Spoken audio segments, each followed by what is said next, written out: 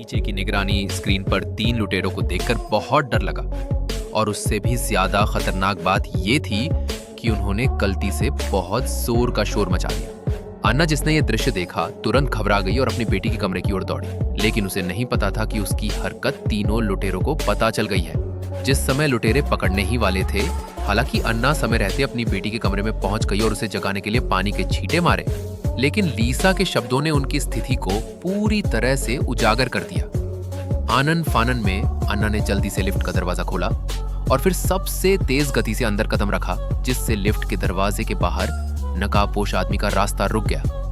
लेकिन सांग बियाओ जो उस समय नीचे था, माँ और बेटी को लिफ्ट से नीचे जाते हुए सुनकर लिफ्ट के दरवाजे की रखवाली करने के लिए दौड़ा।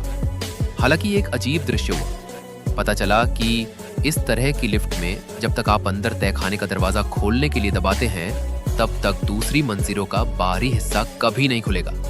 हालांकि इस तरह के ऑपरेशन से अन्ना और उसकी बेटी देर सवेर पकड़ी ही जाएंगी, क्योंकि लुटेरे अब लिफ्ट का प्रवेश द्वार बंद कर रहे हैं। वो कमरा, वो आपातकालीन कक्ष, हमें तुरंत रुकना होगा।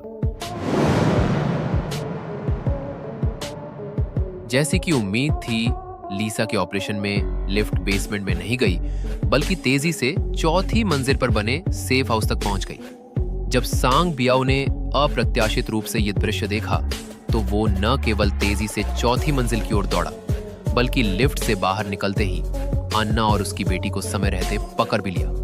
और अब यह भी स्पष्ट है कि सेफ हाउस में छिपी मां और बेटी अस्थायी रूप से सुरक्षित है, क्योंकि बाहर के लुटेरे कम समय में सेफ हाउस नहीं खोल सकते। लेकिन इस मामले में सबसे घातक बात यह है कि जब अन्ना ने सेफ हाउस में लगे फोन से पुलिस को फोन करना चाहा, तो उसने पाया कि अंदर का तार जुड़ा नहीं था, क्योंकि वो कल ही यहां आई थी।